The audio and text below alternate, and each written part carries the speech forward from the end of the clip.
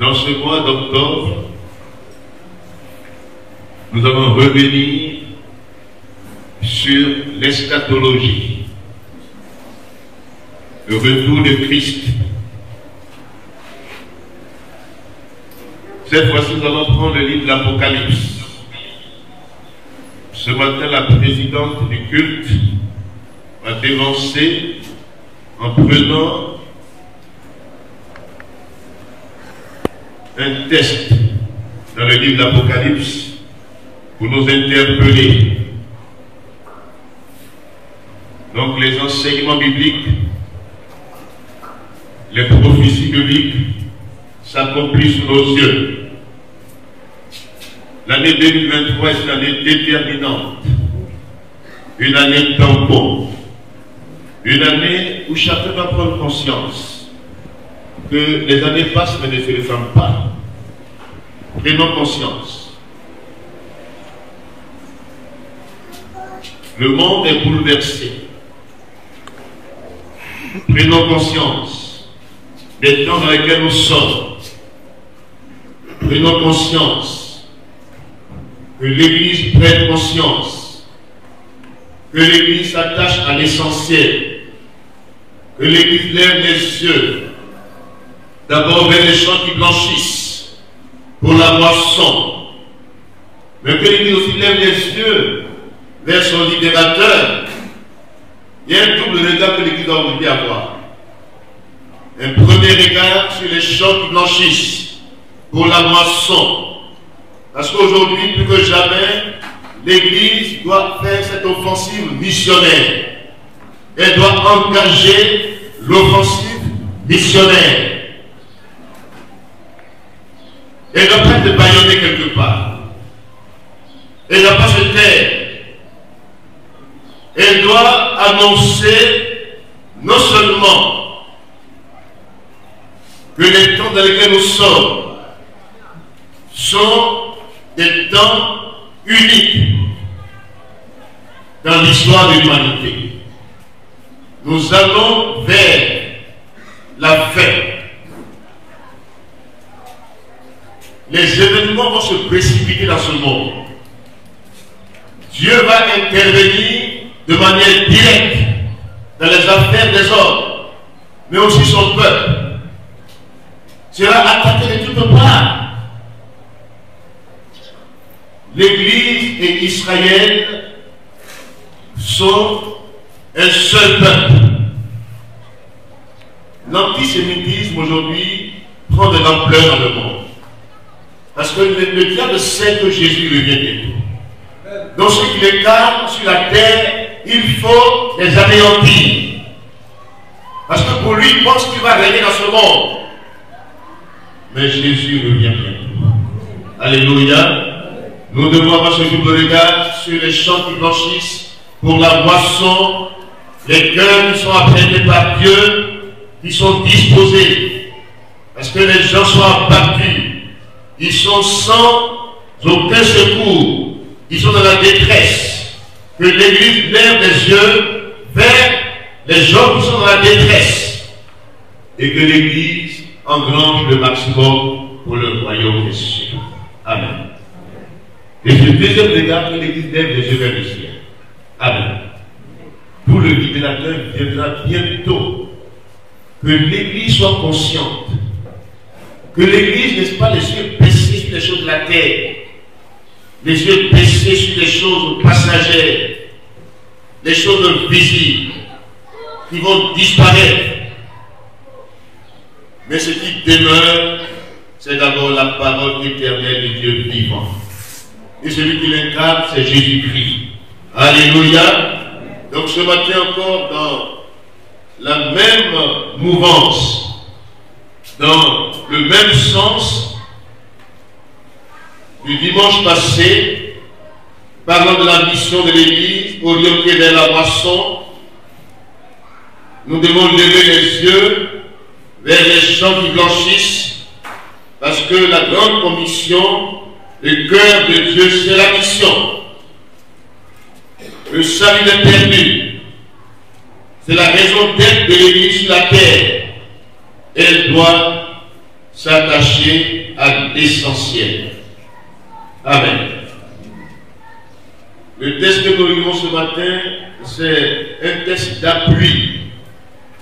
Actes chapitre 27, que nous lisons avec respect.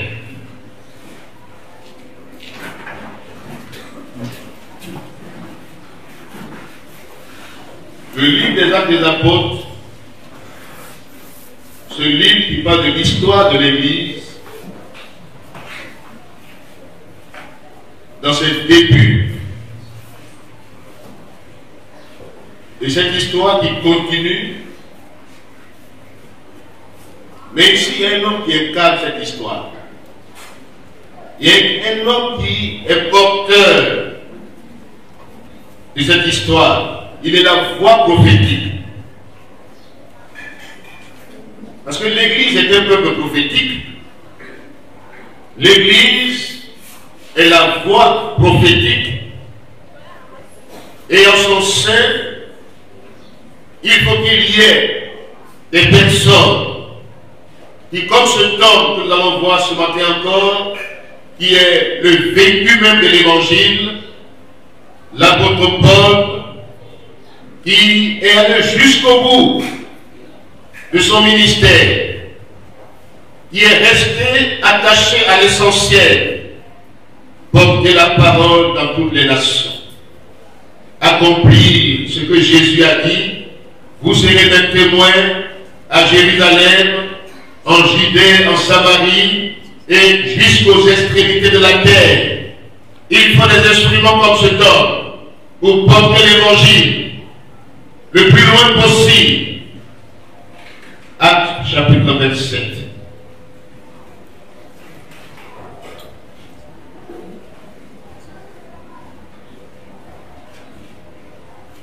Nous n'allons pas tout lire ce matin, mais nous allons diviser ce texte en 3 parties. La première partie parle du départ de Paul pour Rome, du verset 1 au verset 12. La deuxième partie, c'est la tempête, les vents violents qui sont abattus sur le navire, qui le transportait vers Rome. Verset 13 à 26. Et la troisième dernière partie, c'est le naufrage et comment Dieu est intervenu. Verset 27 à 44. On lit quelques versets. Lorsqu'il fut décidé que nous embarquerions pour l'Italie, on remit Paul et quelques autres prisonniers à un centenier de la cohorte Auguste nommé Juste. Nous montâmes sur un navire d'Adramite qui devait côtoyer d'Asie mineure. Et nous partîmes, ayant avec nous Aristarque, macédonien de Thessalonique. Verset 9. Un temps assez long s'étant écoulé et la navigation devenant dangereuse, car l'époque même du jeûne était déjà passée. C'est pourquoi Paul avertit les autres en disant: ô homme, je vois que la navigation ne se fera pas sans péril et sans beaucoup de dommages, non seulement pour la cargaison et pour le navire, mais encore pour nos personnes. Le centenier écouta le pilote et le patron du navire plutôt que les paroles de Paul. Verset 13. Un léger vent du sud vint à souffler, et se croyant maîtres de leur dessein, ils levèrent l'ancre et côtoyaient près de l'île de Crète. Mais bientôt un vent impétueux, qu'on appelle Héraclon, se déchaîna sur l'île. Le navire fut entraîné sans pouvoir lutter contre le vent, et nous nous laissâmes aller à la dérive. Verset 23. Un ange de Dieu à qui j'appartiens et que je sais m'est apparu cette nuit et m'a dit Paul, ne crains point, alléluia, ne crains point. Même dans la tempête, ne crains point. Il faut que tu comparaisses devant César. Et voici, Dieu t'a donné tous ceux qui naviguent avec toi. Amen. Verset 30. Mais comme les matelots cherchaient à s'échapper du navire et mettaient la chaloupe à la mer sous prétexte de jeter les ancres de la proue, Paul dit aux centeniers et aux soldats, si ces hommes ne restent pas dans le navire, vous ne pouvez être sauvés. Vous ne pouvez être sauvés. Verset 37. Nous étions dans le navire 276 personnes en tout. Quand ils eurent mangé suffisamment, ils allégèrent le navire en jetant le blé à la mer. Verset 42. Les soldats furent d'avis de tuer les prisonniers, de peur que quelqu'un d'eux échappa à la nage. Mais le centenier qui voulait sauver Paul les empêcha d'exécuter ce dessein.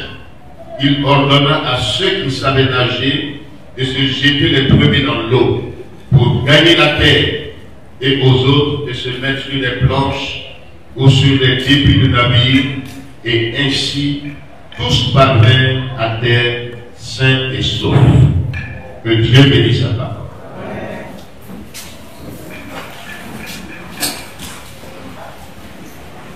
Dieu te donne tous ceux qui naviguent avec toi. C'est le thème de ma prédication ce matin. Dieu te donne tous ceux qui naviguent avec toi. Tous ceux qui sont au quotidien des personnes que tu côtoies. Toutes ces personnes qui naviguent avec toi, soit dans le même service, soit dans le même quartier, soit ton entourage, tes cohabitants, tous ceux que tu côtoies au quotidien, Dieu te les donne. Dieu te les donne. Et même ceux qui sont présents ce matin sont donnés par Dieu. Alléluia. Ceux qui nous écoutent ce matin sont des dons de Dieu. Le don excellent, le don parfait, Dieu l'a fait à l'humanité. Jésus-Christ a été donné. Jésus-Christ a été élevé. Jésus-Christ a été crucifié pour que toi et moi nous soyons sauvés.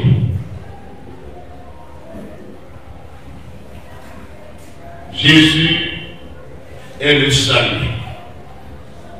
Et ce salut vient des Juifs. Jésus-Christ est celui qui est le chemin, la vérité et la vie. Il n'y a pas d'autre chemin. Il n'y a pas d'autre issue. Il n'y a pas plusieurs chemins pour aller au ciel, pour être sauvé. Il y a un seul chemin, c'est Jésus-Christ. Et celui qui l'a a la vie. Celui qui ne l'a pas n'a pas la vie. Donc nous qui sommes sauvés, nous avons une lourde responsabilité envers les incroyants. Nous avons une lourde responsabilité.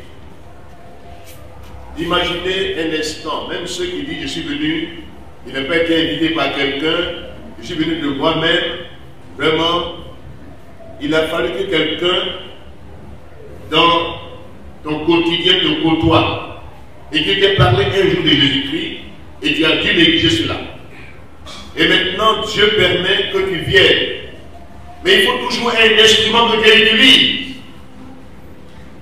Nous sommes des instruments de Dieu. Il faut qu'il y ait des prédicateurs de l'évangile. Il faut qu'il y ait des hommes et des femmes qui, sans relâche, même s'ils connaissent des échecs, dans des tentatives de gagner les gens au salut, mais il faut qu'ils insistent, il faut qu'ils persévèrent, il faut qu'ils persistent, jusqu'à ce que ces personnes-là arrivent à destination, comme dans ce navire, sain et sauf. Amen. Dieu t'a donné ce matin ceux qui naviguent avec toi. Amen. Alléluia. Le départ de Paul Coran répondait à une prophétie. Dieu lui a dit, de même que tu as témoigné de moi à Jérusalem, il faut que tu rendes témoin de moi alors. Alléluia. Voici la parole prophétique. De même que tu as témoigné de moi dans les lieux où tu étais, où tu as souffert pour mon nom, aujourd'hui encore, Dieu veut que tu témoignes dans d'autres lieux. Que tu sois conscient.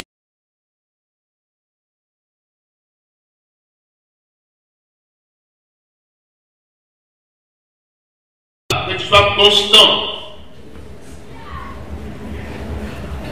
Paul ne savait pas que les conditions, les imprévus l'attendaient. Pour lui, Jérusalem, il a souffert l'opposition, il a souffert la persécution, jusqu'à on a voulu le tuer. Et il en a appelé à César pour sa défense. Et Dieu le convainc. Paul ne craint rien. Alléluia. Ce matin, Dieu veut que tu ne craignes rien dans ta marche chrétienne. Que tu ne craignes rien. Chaque jour, ne crains rien. Dieu est avec toi. Ne te soucie de rien. Ne t'inquiète de rien. Ne te lamente pas. Ne sois pas triste. À cause des situations que tu traverses ou que tu as traversées. Ne reste pas là dans la tristesse, dans l'abattement. Ne crains rien. L'essentiel que Dieu te confie, tu es témoin de Christ. Amen. Tu es témoin de Christ. Ne te préoccupe pas tellement des choses de ce monde. Jésus lui-même ne s'est pas préoccupé tellement des choses de ce monde. Jésus a dit, il faut que je m'occupe des affaires de mon Père. Ma nourriture est de faire la volonté de celui qui m'a envoyé. Ce matin, que ta nourriture, ton essentiel, soit de faire la volonté de Jésus-Christ. Que tu te lances corps, âme et esprit dans le témoignage. Ton témoignage. Témoin du Christ. Témoigner de ce que Jésus a fait dans ta vie. Témoin aussi de sa parole, de ses œuvres. Témoignage en parole et en œuvre. Sois un témoin du Christ. Paul est ce modèle de disciple.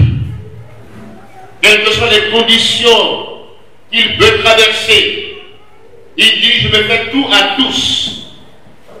Je sais vivre dans toutes les conditions pourvu que Dieu soit glorifié. Alléluia. Paul ne savait pas qu'il serait dans les liens, dans des empêchements, dans la restriction totale. En allant à Rome, Il n'était pas un homme libre. Il était prisonnier. Il n'est pas prévu cela. Prisonnier. Un prédicateur enchaîné. Un prédicateur lié. Un prédicateur qui connaît des situations difficiles, éprouvantes, humiliantes, des restrictions, l'abandon même. Mais ce prédicateur, écoutez ce qu'il dit. 2 Timothée, chapitre 2. Écoutez ce que Paul dit. Éphésiens, chapitre 3, verset 1, il dit, moi, prisonnier de Christ. Il reconnaît qu'il est lié par le Christ. Ce ne sont pas des liens physiques, humaines. Ce ne sont pas des prisons humaines. Paul n'a pas commis de délit, de droit commun. Il n'est pas un criminel. Mais il est enchaîné à cause de la parole de Dieu. Alléluia. Il est enchaîné à cause de l'évangile.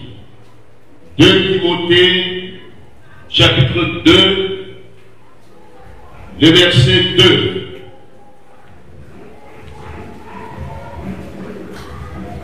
Timothée 2,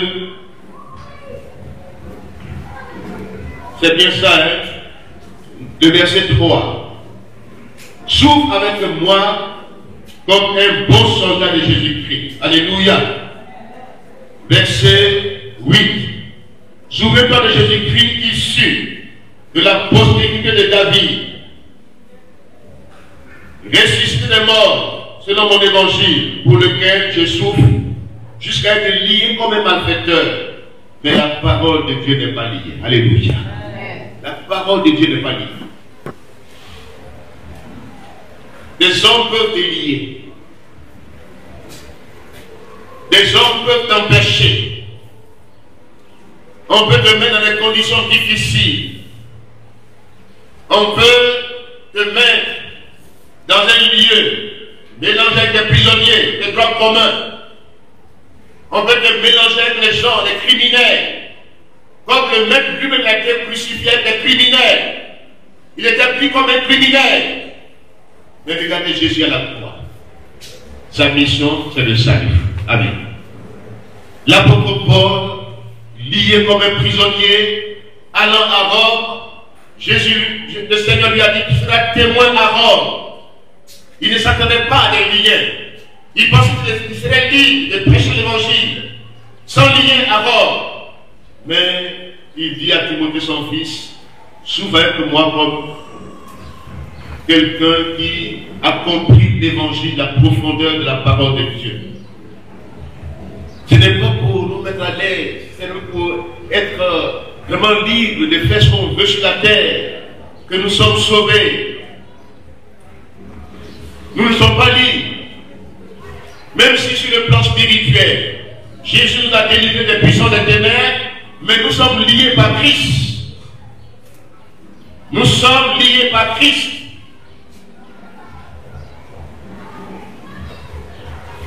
L'apôtre Paul est le vécu de l'évangile. Alléluia. Il dit à Timothée, même si je souffre, jusqu'à être lié comme un malfaiteur, mais la parole de Dieu n'est pas liée. Amen. Alléluia. La parole de Dieu ne doit pas être liée dans ta bouche. Il y en a qui attendent des conditions meilleures, favorables, pour annoncer l'évangile. Ils attendent d'être dans la paix totale pour annoncer l'évangile. Vous ne prêcherez jamais. Si vous attendez que les conditions soient meilleures pour que vous prêchiez l'évangile, si vous attendez d'être libre quelque part, d'être dans la quiétude pour prêcher l'évangile, vous ne prêcherez jamais l'évangile.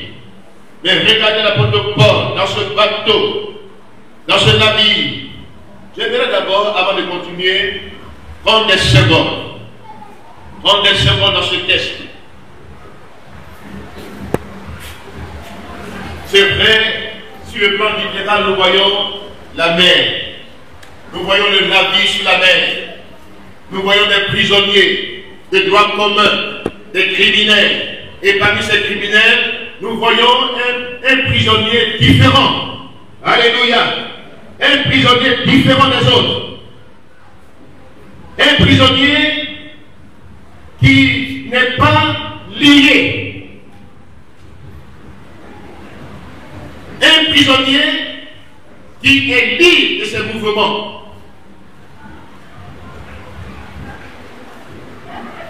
La mer est le symbole des nations agitées, des nations désordonnées. Dans le livre d'Apocalypse, qui est un livre symbolique, quand Jean parle de la mer, il parle des nations désordonnées, des masses de nations désordonnées. Ici, sur le plan littéral, nous voyons le navire sur la mer. Mais le symbole de la mer, c'est l'agitation. C'est le désordre. C'est des masses de population qui vivent dans le désordre total, dans l'immoralité, qui descendent sur le plan moral, une descente. Voici le symbole de la mer. Ce sont toutes les nations aujourd'hui qui veulent faire fi des valeurs morales, qui rejettent Dieu et qui sont livrés à eux-mêmes, mais à elles-mêmes. Ces personnes, ces nations qui connaissent des catastrophes, des situations difficiles, où il n'y a plus de solution, ces nations agitées.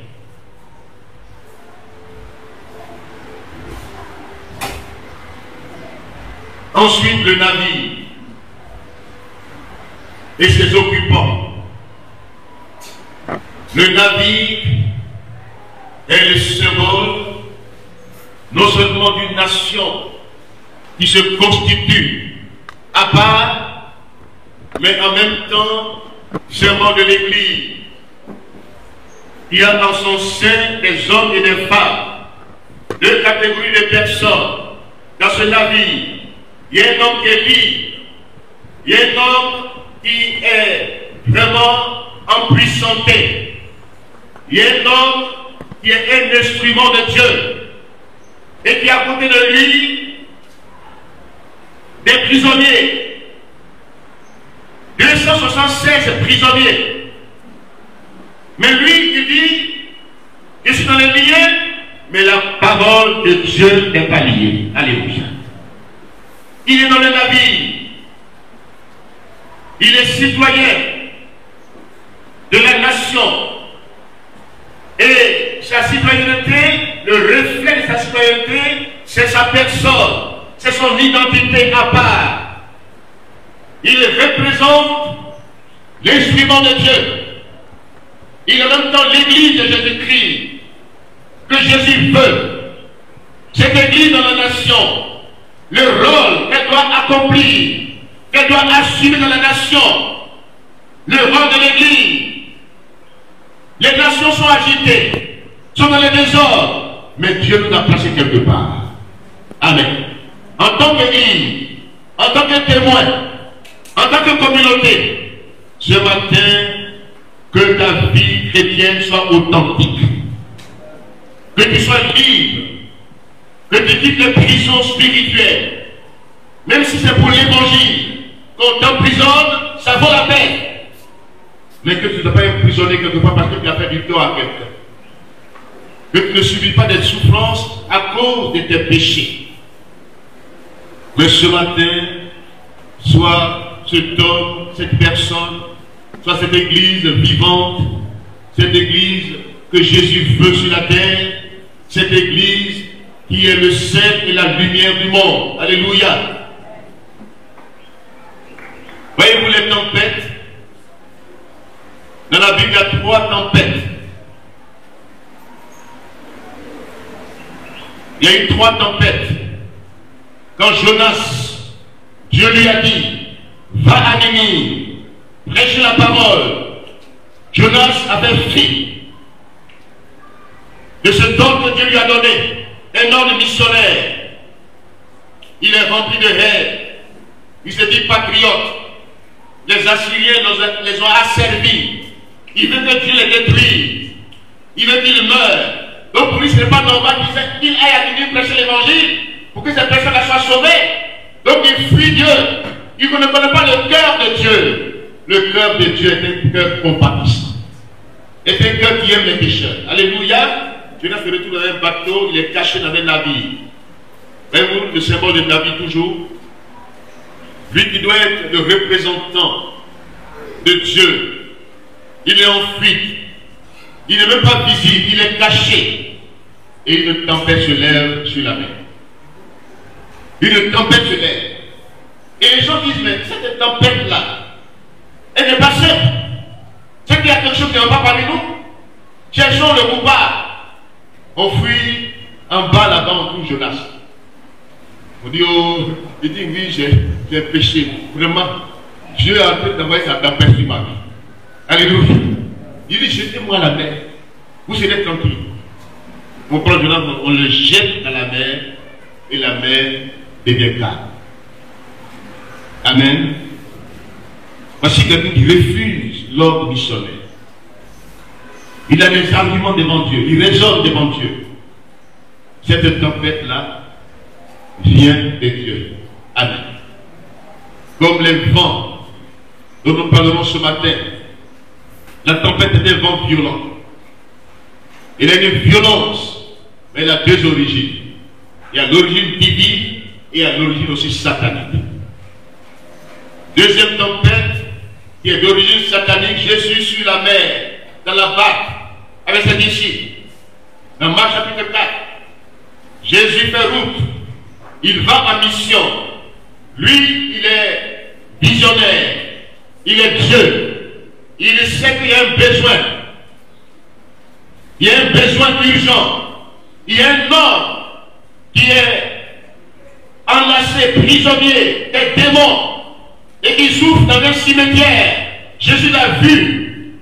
Et il dit à ses disciples, passons de notre bord. Et ils n'ont pas compris. Il n'a pas dit que nous périssons. Nous périrons, mais il dit, passons de l'autre bord. Et là, une tempête vient sur la mer. Cette tempête est d'origine satanique. Amen.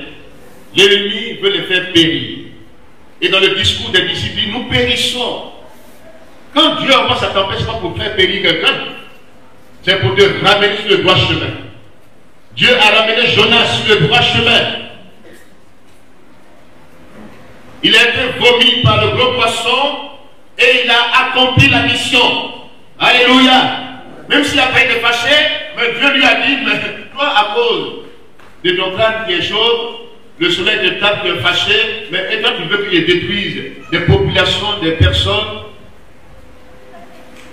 Il a dit à Dieu, vraiment, tu es incompréhensible. Tu es insaisissable. Amen.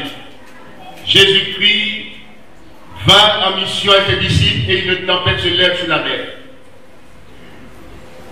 Jésus fait semblant de dormir. Dieu ne sommeille ni ne dort. Amen. Dieu ne sommeille ni ne dort. Il veut voir où est ta foi. Quand la tempête se lève, il y a des tempêtes, des vents violents, des épreuves violentes, des situations violentes. Quand tu veux honorer le Seigneur, c'est là que tu es oppressé. C'est là que les tempêtes se lèvent dans ta vie, de toutes parts. Et tu te poses des questions. Pourquoi ces tempêtes? Tempête à tous les niveaux. Tempête familiale, tempête ecclésiastique, tempête sociétale, tempête des catastrophes naturelles, des nations qui vivent des tempêtes terribles. Satan s'est levé sur la mer par une tempête. Mais Jésus est le maître de la nature. Alléluia. La nature lui est soumise. Jésus se lève, il fait taire la tempête. C'est maintenant que le Seigneur fasse taire toute tempête, tout vent contraire dans ta vie. Au nom de Jésus-Christ. Mais les vents contraires, il s'agit. Parce qu'il voit que tu es en train de servir. Tu es en train d'aller en mission. Tu es sur le droit chemin.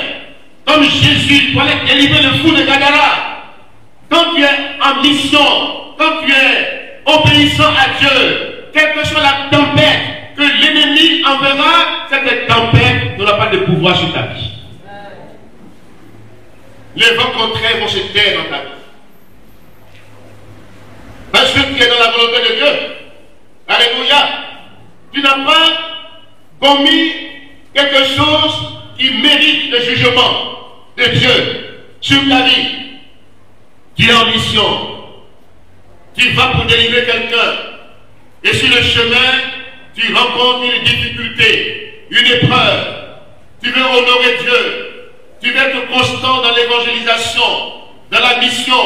Et tu connais les difficultés. Mais ce matin, je déclare que ces difficultés prennent fin dans ta vie. Cette tempête qui n'est pas de Dieu doit s'arrêter au nom de Jésus-Christ. Jésus a dit à la tempête, vent, mer agité, vent, tempête diabolique, taisez-vous.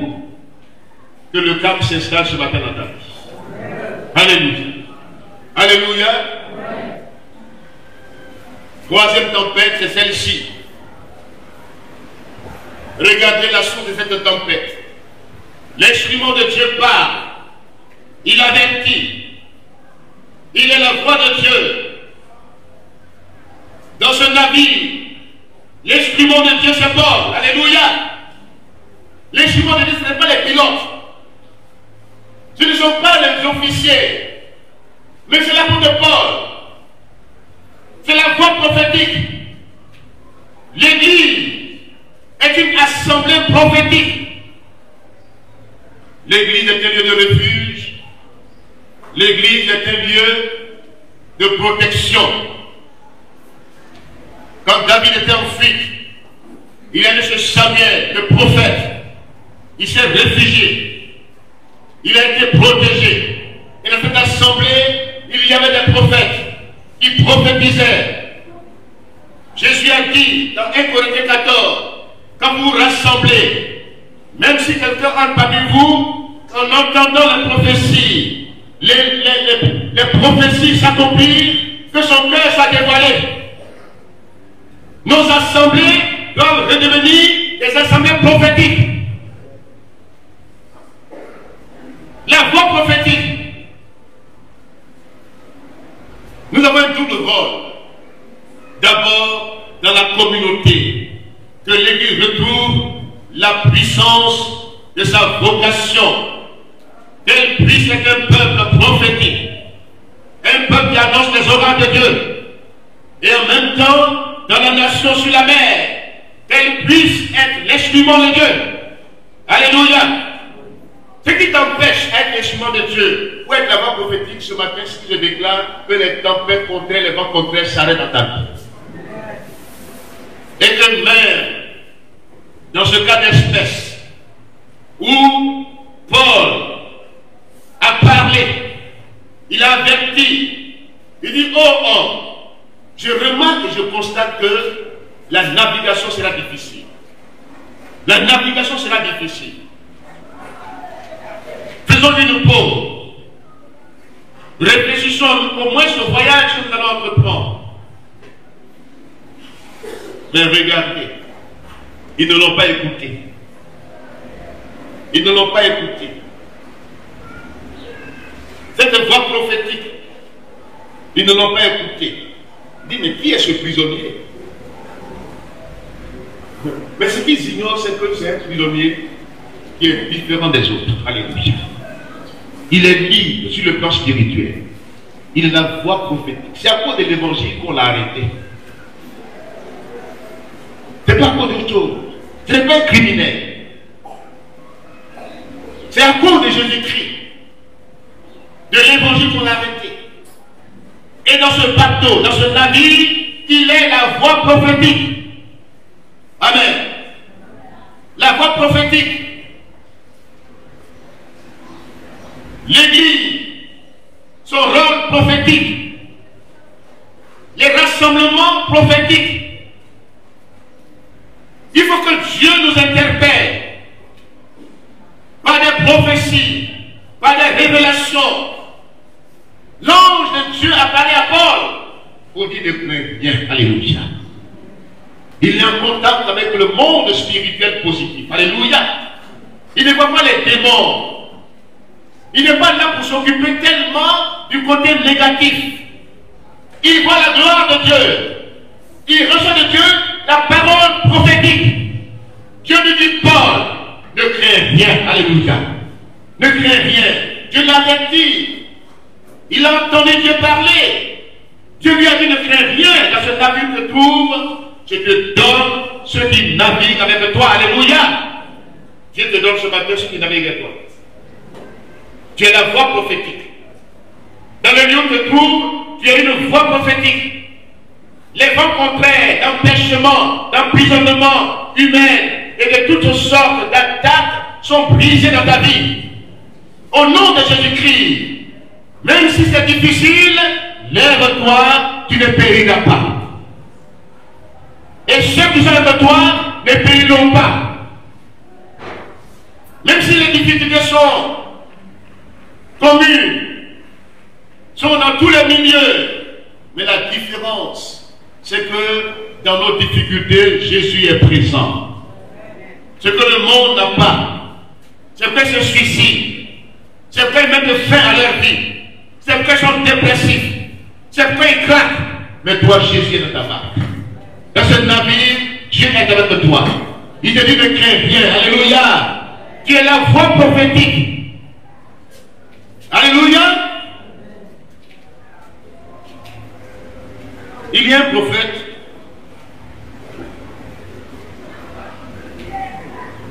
qui m'a rencontré dans ces jours.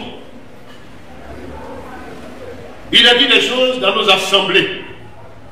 Quand nous nous rassemblons en tant qu'église, ce prophète-là, quand il donne une prophétie, il écrit la prophétie.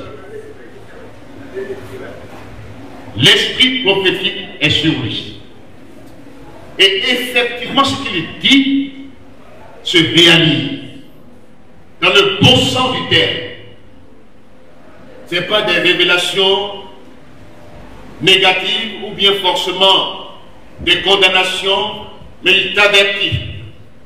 Des épreuves qui t'attendent. Il m'a averti de certaines situations dont je garde le secret, mais qui sont écrites, que je garde aujourd'hui. Et dans ces jours, je l'ai rencontré, il m'a dit, il dit, mais pourquoi quand on se trouve maintenant, tu ne prophétises plus? Il dit, oh, on ne croit plus à mes prophéties. On m'a fait taire dans l'église. Puisque tes prophéties ne nous arrangent pas, tais-toi. Tu es devenu un vieux prophète. On veut des jeunes prophètes. Pas dans le sens de cette histoire de un roi grec, mais on veut de la nouveauté. Le monde évolue. Vos histoires de prophétie, arrêtez ça un peu. On a la lettre avec nous. On a la loi avec nous. On a les règles avec nous. Les règles doivent régir l'église. La lettre doit régir l'église. Moi, ce que j'oublie, c'est que la lettre tue. Mais l'esprit vivifie. Amen. Aujourd'hui, l'église veut s'attacher à la lettre. Tout le monde est dépendant dans la lettre. 2 Corinthiens, chapitre 3, verset 6, verset 17. Il dit, la lettre tue. Même dans Jean chapitre 6, quand Jésus-Christ a fait le miracle de la multiplication des pains et que les gens sont revenus vers lui, il dit, les paroles que je vous dis sont esprit et vie. Amen. Les paroles que je vous dis sont esprit et vie. Recevez ces paroles comme des paroles prophétiques. Vous voyez la prophétie dans la Bible, selon 1 Corinthiens, chapitre 14, verset 3, elle a 3 dimensions. Elle édifie, elle console, elle exhorte. Une prophétie biblique doit comporter ces 3 éléments importants. L'édification, la consolation et l'exhortation. Paul a exhorté ce peuple. Il n'a pas condamné. Il n'a pas dit si vous ne connaissez pas, vous allez voir ce qui va vous arriver. Toute prophétie qui vient de Dieu se termine par une note d'espoir. Alléluia. Paul a dit à ce peuple-là, vous allez voir dans la suite, l'ange qui m'a parlé m'a dit, personne ne se perdra. Alléluia. Nous irons jusqu'au bout du voyage. Nous arriverons sains et saufs. Alléluia. Personne ne se perdra. Voici un prophète. Voici un vrai prophète. Ce n'est pas les gens qui se promènent pour raconter leur vie qu'on écoute aujourd'hui, qui prophétisent des malheurs. Ils sont des prophètes de malheur pour leur nation, qui attendent des guerres dans la nation, qui sont là seulement pour profiter de la guerre, des vagues en guerre. On a vu ces prophètes en Côte d'Ivoire, ça nous a amené où? Et les mêmes prophètes reviennent encore à la charge. Faisons taire ces prophètes de malheur et prions pour que la paix règne dans notre nation et que nous ayons l'occasion de prêcher l'évangile. Alléluia. Et c'est bien. Quand tu prêches comme ça, les gens, ils te regardent comme ça, mais ils ne t'écoutent pas. Mais quand vous partez tout à l'heure sur les réseaux sociaux, ils ont un prophète. Oui, je ne vais pas dire leur nom maintenant. Oui, il a dit, ça c'est réalisé, on attend cela. Tu te fatigues. Dieu tient les nations dans sa main. Dieu agira comme il voudra. Et la parole prophétique, c'est dans l'assemblée où nous sommes. Alléluia. Ce n'est pas en dehors de notre assemblée. Deviens un instrument de Dieu, deviens la voix prophétique dans le milieu de tout. Alléluia. Ne cherche pas de prophète ailleurs. Tu es comme ton propre prophète. Dis Amen. Je n'ai pas besoin d'aller consulter un prophète. Celui dont je parle ce matin, il est dans l'assemblée. Il a prophétisé dans l'assemblée. Il a écrit des prophéties qu'il a ciblées. Des individus, des hommes que Dieu lui a montrés dans l'assemblée. Il a donné ses prophéties. Et quand on l'écoutait, l'église était en paix. On dit tais-toi. Ne parle plus. Nous avons des méthodes. Nous avons nos règles. L'église est une assemblée prophétique. L'église doit écouter la voix de Dieu. Regardez les lettres adressées à cette église. Écoutez ce que l'Esprit dit aux églises. Amen. Il termine chaque lettre que celui qui a des oreilles écoute ce que l'Esprit dit aux églises. Il n'y a pas ce que vos textes disent à l'église. Vos règles disent à l'église. Vos méthodes disent à l'église. Éphèse, Smyrne, Philadelphie, Pergame, Laodicée, que celui qui a des oreilles écoute ce que l'Esprit dit aux églises. Mais aujourd'hui, qui écoute? On dit, on a des pilotes, on a des officiers, des personnes qui sont légaux, légitimes. La voix porte. On a nos pilotes. On a nos officiers. Dans l'offensive missionnaire, dans laquelle nous sommes engagés, il y a quelqu'un de l'été de 2-6. Quand Élisée a prophétisé l'abondance dans le pays, dans le chapitre 7, il y a un officier qui s'est levé pour dire ce que tu dis là n'est pas vrai. Ça n'arrivera pas. Il dit tu le verras, mais tu n'en mangeras pas. Élisée est prophète. Il est le servant d'une église vivante et puissante. Il y a des rois, il y a des pilotes, il y a des officiers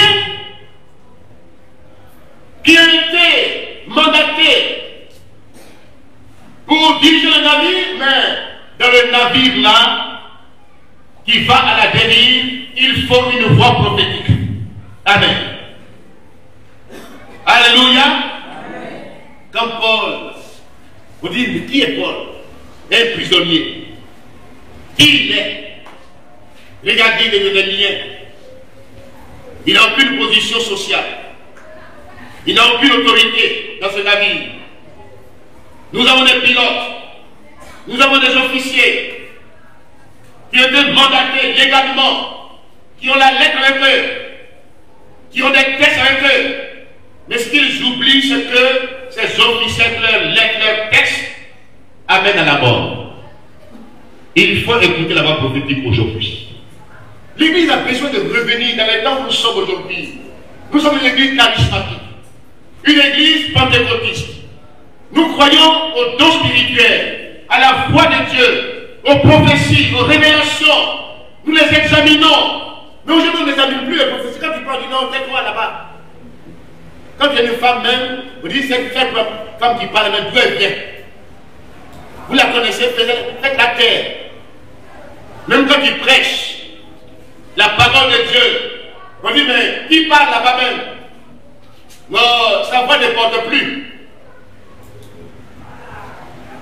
Il est même renversé quelque part. C'est quelqu'un de renversé. Il est qui maintenant? Il n'est rien du tout. Même vous qui m'entendez là, ma voix ne porte plus. Vous apprenez beaucoup de choses et d'autres personnes qui sont vos dirigeants, qui vous orientent. Mais ce matin, comme l'apôtre Paul, je suis une voix prophétique. Vous m'entendez bien ce matin? Vous me suivez de loin. Vous dites qui il est maintenant, qui il est devenu maintenant. Il a tout perdu, c'est un prisonnier. On l'a emprisonné, on l'a emprisonné. Il n'a plus rien, il n'a plus rien. Il est maintenant devenu faible. Mais Dieu fait quelque chose de faire. Pour confondre les forces.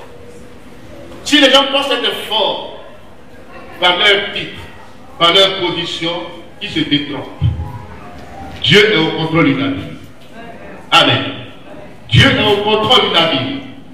Regardez le monde aujourd'hui, les surprises qui se passent dans le monde aujourd'hui, doivent nous interpeller. Le pilote et l'officier se croient même du destin. Quand un vent léger a soufflé, quand il y a eu un petit succès, une petite apparence, qui les trompe, ils ont dit, ils ont levé l'encre. Qui est fort? Allons-y. La majorité au port, c'est la démocratie. Ce n'est pas la voix du Nord. Qui les met? Qui se tait? Il y a eu des conférences qui sont tenues, et puis en train de prêcher même dans la salle, il y en a qui disent, allez le faire, arrêtez-le. On dit ça aux enfants. On dit, il faut aller l'arrêter. C'est après que j'ai appris. Quand il prêche à une pastorale, quand tu avertis, on dit non, ce qu'il dit là, ce n'est pas dans notre ligne. Ne lui donnez plus la prédication même ici. Faites-le taire. Mais plus que jamais, ma parole, sinon la parole de Dieu de ma bouche n'est pas liée. Amen. Elle ne sera pas liée. Peu importe ce qui m'écoute, peu importe ce qui va l'écouter, même l'évangile que je prêche et que je prêcherai davantage sera un évangile engagé. Amen. Très engagé. Parce qu'il y a trop de déviations dans l'église d'aujourd'hui. Trop de méthodes qui emprisonnent le peuple. On a des prisonniers.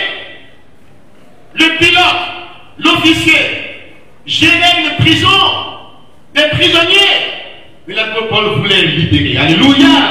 C'est la différence. Paul est libre, bien qu'étant insignifiant, bien qu'étant méprisable, bien qu'étant méconnaissable, mais cet homme détenait la voix prophétique de Dieu dans son avis. Ils ont écouté qui? Ils ont écouté le pilote. Ils ont écouté l'officier. Ils se croient même leur destin. Ils ont levé l'encre. Ils ont pris le jeu. Ils ont refusé d'écouter fort. Et ce vent, cette tempête qui a soufflé, va les amener à la dérive. Amen. Alléluia. La tempête, la violence, les perturbations, les vents qui sont violents, des rafales, accompagnés d'orages, c'est ça la tempête, des précipitations, des cyclones, des ouragans, d'après la tourmente. Dans le monde aujourd'hui, il y a une tourmente. Le monde est en pleine crise. Même ceux qui devaient être porte-parole de Dieu sentinelle dans la nation, qui doivent jouer le rôle réconciliateur, le rôle d'unification, sont aussi en crise. Cette tempête souffle dans la société. Dieu fait souffler cette tempête dans tous les des crises de la société, de la politique, crise économique, dérèglement climatique, des guerres, des catastrophes, se déchaînent aujourd'hui. Ce sont dans le sang de la prophétie biblique. Dieu envoie cette tempête. Quand le monde ne peut plus écouter Dieu, quand même les voix prophétiques se taisent dans l'église, et qu'on est des pilotes, on est des officiers, mais Dieu enverra les tempêtes. Amen. Dieu enverra des tempêtes, des surprises, des situations pour nous surprendre. Il se fallait mettre. Il dit le projet déjà accompli. Parce que le projet est déjà réalisé. Ils ont tous les moyens. Ils ont la force, la puissance. Ils sont en position de force. Ils ont déjà dit dans leur esprit que les projets sont déjà accomplis. Qui est mort? Dieu envoie la tempête. Dieu envoie les tempêtes. Dieu envoie. Première tempête de Dieu, c'est un vent violent comme à la Pentecôte. Les vents de Dieu, les tempêtes de Dieu ne sont pas destructives. Il y a le côté de jugement pour le monde. Mais pour l'Église, Dieu envoie un vent violent de visitation de son esprit sur son peuple. Alléluia. Dieu envoie un vent violent. Dieu n'est pas le Dieu des méthodes. Il n'est pas le Dieu de la lettre. Il est le Dieu de l'esprit. Alléluia. Il fait souffler son esprit sur toute chair. À la Pentecôte, le vent a soufflé. Que le vent souffle sur nos vies aujourd'hui. Que le vent de l'esprit souffle aujourd'hui. Et qu'il déracine toute plante que le Père n'a pas planté dans nos vies. Que le vent souffle dans ta vie. Que le vent souffle dans ma vie. Qu'il déracine toute plante que le Père n'a pas planté. Que cette plante soit déracinée au nom de Jésus-Christ. Alléluia. Que Dieu va souffler son vent de visitation, son vent qui vient pour remettre de l'ordre.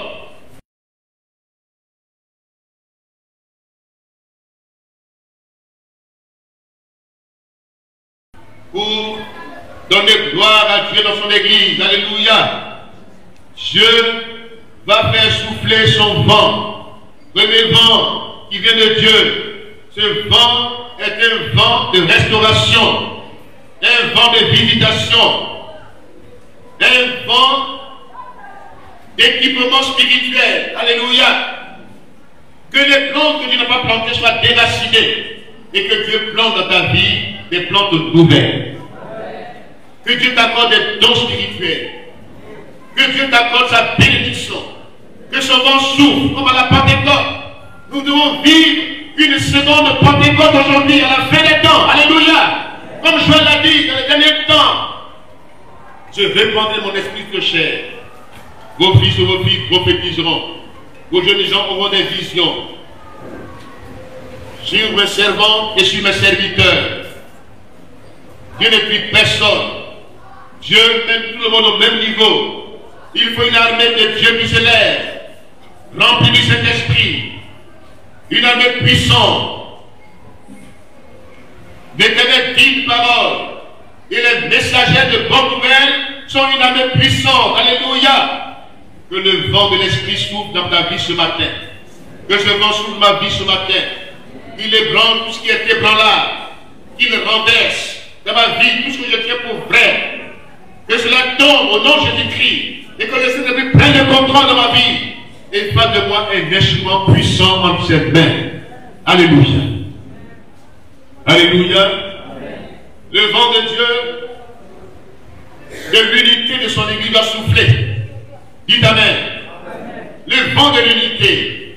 Que dans tous les coups, il y a la résistance à l'unité de l'Église. Jésus a prié pour l'unité de son Église. Il faut qu'il soit un pour que le monde croie. Amen. On lit cela, mais nous on dit qu'il faut qu'on soit divisé pour que le monde ne croit plus. Et sans écoute. Les gens ont fait entendre de la bouche des pilotes, des officiers, qui amènent à la dérive le David, qui ont divisé le bateau en deux. Ils ont isolé Paul. Ils l'ont mis de côté. Et Paul maintenant est là tout seul. Sa voix s'accuse. Mais Dieu a pris le contrôle. Alléluia. Dieu a pris le contrôle par son vent. Amen. Dieu va faire souffler le vent de l'unité. Ceux qui ne croient pas, ceux qui disent oh, c'est comme ça va rester, c'est faux. Tôt ou tard, Dieu va nous ramener ensemble. Dites Amen. Que le vent de l'unité souffle dans son Église. C'est la volonté de Dieu. Que nous soyons un pour que le monde croie. Nous sommes un monde enténébré et qui cherche l'Église. J'ai vu une image dans ces jours, il m'a interpellé. Il y a un film qui va passer dans ces jours à partir de lundi 9 octobre. Le titre du film, c'est une série de lundi à vendredi, on appelle ça Maquisard. Ça ne va pas chauffer de la cité. Et ils ont mis la publicité comme ça dans mon coin où je fais mon sport. Où je marche chaque matin sur 10 km. Je vais, je trouve cette pancarte. Maquisard. C'est une qui va passer à partir de 20h30 sur Live TV et Orange TV. Donc dans les portables, vous allez voir cela. Les maquisards, vous voyez la photo qu'on met. On met une photo publicitaire et on voit un comédien. On voit un homme d'affaires qui compte l'argent. On voit quelqu'un qui a damsam de banni ou bien cassé des bières. Et puis on voit une jeune fille qui a une bille. Quel mélange! Quelqu'un a dit, j'ai été dans le monde, j'y ai trouvé l'Église. Je suis venu dans l'Église, j'y ai trouvé le monde. Parce que la confusion actuelle. Maintenant, on a Bible, on a l'ivresse, la drogue, on a la comédie. Tout ce mélange-là, c'est ce qu'on appelle ça va chauffer dans la cité. Nos églises sont devenues des lieux chauds. Des lieux chauds. On chauffe. Ça va chauffer. Quand on vient au Christ, ça va chauffer. Et après, regardez derrière vous. Et après,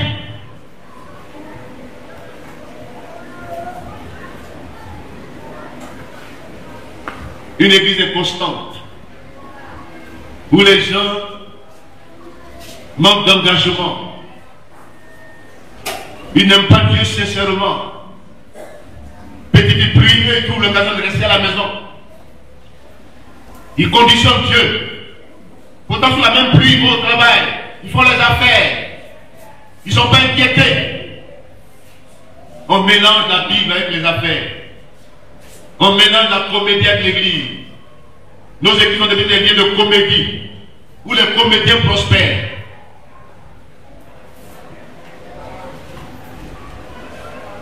Et c'est les comédiens qu'on veut écouter. Quand ils nous jouent la comédie, quand ils nous font les mises en scène, quand ils nous entraînent en bateau, ils nous mènent en bateau, à la dérive, c'est eux qu'on veut écouter. Mais on isole les prédicateurs qui sont la voix de Dieu, de leur temps. Dieu envoie son vent. Amen. Premier vent, le vent du réveil. D'un vrai réveil. D'une vraie visitation. Deuxième vent, le vent de l'unité. Qui va renverser toutes les résistances de division.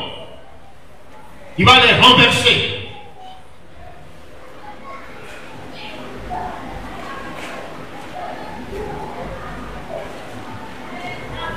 Dieu fait souffler son vent. Dieu est au contrôle de son Église. Alléluia. Dieu fait souffler son vent aussi dans le domaine du salut des âmes. Dieu va faire engranger des multitudes, des personnes qui viendront de toutes parts, qui vont remplir sa maison. Dieu fait souffler son vent. Dieu, il ne parlait pas de ce vent-là, mais ça sera le vent final. Mais pour l'heure, Dieu fait souffler 3 vents, sinon 4 vents. Il dit, il va d'abord attendre que ses serviteurs soient battus de son sceau. Comme la présidente a dit tout à l'heure, vous lisez dans Apocalypse 6, Apocalypse 7. Il dit, attends d'abord, les anges, calmez ce vent qui viendra après, ce vent violent, il va tout emporter. Mais Dieu est en train de marquer de son sceau ses serviteurs, ses servantes. Amen. Dieu est en train de marquer la différence. Dans l'église, il y a des gens qui veulent paraître. Il y a des gens qui veulent qu'on les apprécie. Il y en a qui font tout pour plaire. Il y en a qui font tout devant les yeux des hommes. Qui n'osent pas prendre des risques. Qui n'ont pas de s'engager. Quand vous écoutez certaines personnes, ils attendent d'abord que peut-être Dieu se lève dans le ciel et que lui vienne faire ce que nous devons faire. Ils attendent d'abord. Ça, cet attentisme-là, il est maladif. Si vous attendez, dans ce temps, vous n'aurez pas l'occasion d'agir. C'est maintenant le jour du salut.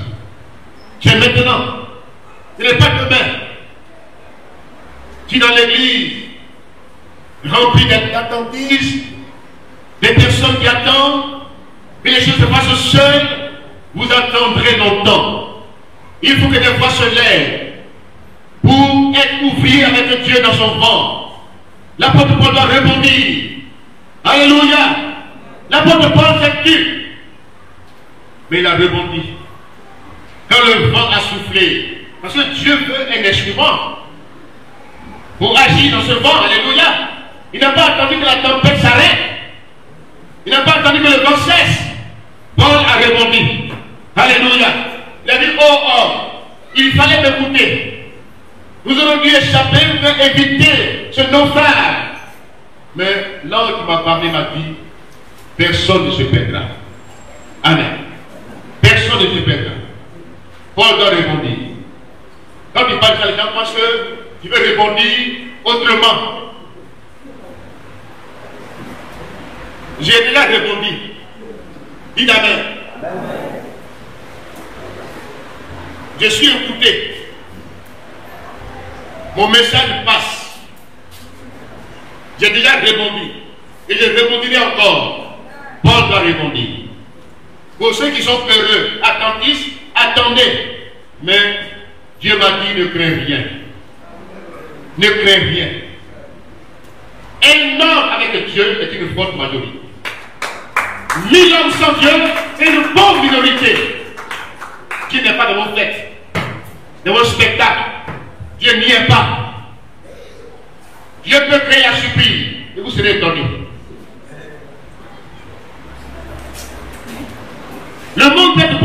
instant, en une nuit, Dieu peut tout faire chambouler. Vos navires sur lesquels vous comptez, vos acquis, peuvent aller à la dérive.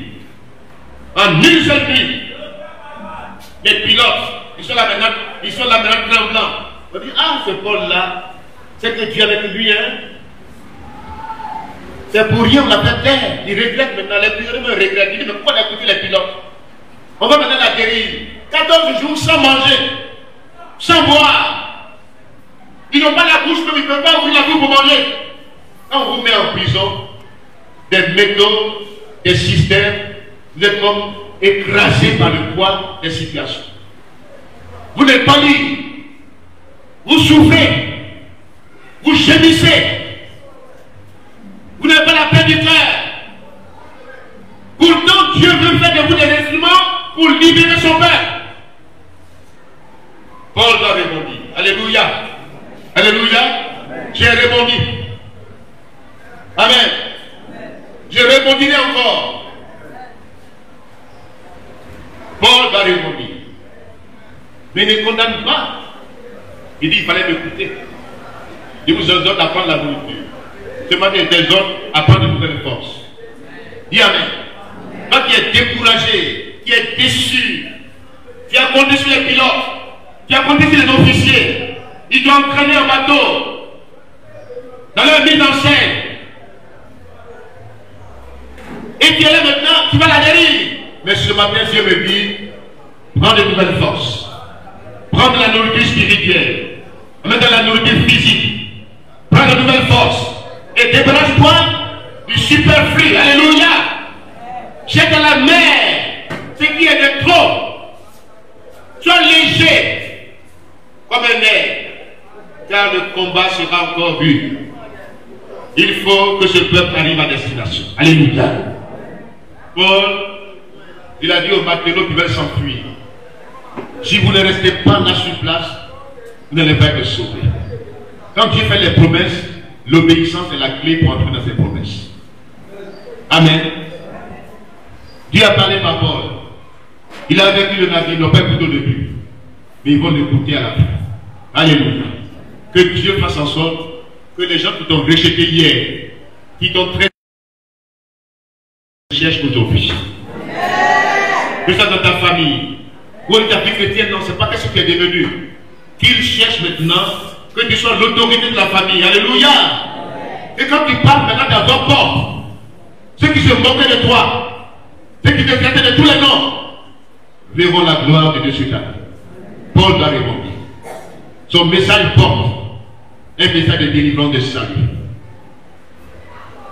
Il dit, vous qui pouvez nager, jetez-vous à l'eau.